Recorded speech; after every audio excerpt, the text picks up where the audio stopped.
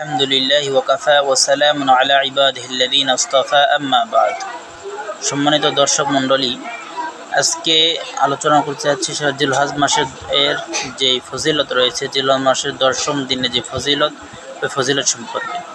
যে 10 দিনের ফজিলত হচ্ছে, আমরা প্রথমে দেখে নেব যে এই জিলহজ মাসের 10 দিনের ফজিলত সম্পর্কে কোরআন থেকে কী বলা হয়েছে। وقال الله تعالى والفجر وليال عشر والشفع والوتر। আল্লাহ রাব্বুল আলামিন কসম করতেছেন ফজরের এবং ওয়ালায়ালিন আশর এবং কসম করতেছে দশম রাত্রির, এবং আল্লাহ পাক রব্বুল আলামিন কসম করতেছে জোর এবং বেজরের। আল্লাহ রাব্বুল আলামিন এখানে ওয়াল ফজরের কসম করেছেন, একটা সুনির্দিষ্ট একটা দিনের কসম করেছেন। মুজাহিদ রহমতুল্লাহ বলেন যে ওয়াল ফজরের কসম দ্বারা আল্লাহ পাক রব্বুল আলামিন নির্দিষ্ট একটি দিনের ফজরকে বুঝিয়েছেন।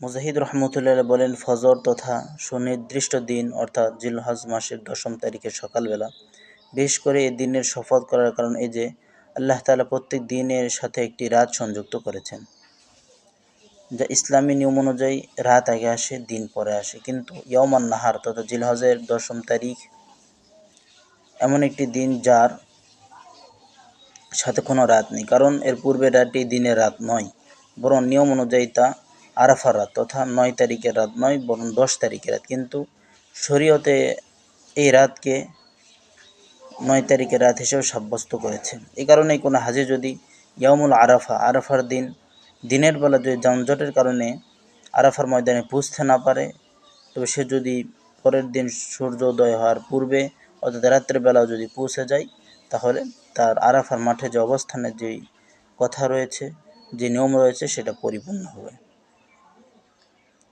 কাজে বোঝা যায় ইয়াউমুন নাহারের দিন বা 10ম তারিখের দিন এমন একটি দিন যার কোনো রাত নেই। কাজে আল্লাহ রাব্বুল আলামিন সেদিনকে এতটুকু মর্যাদা দান করেছেন,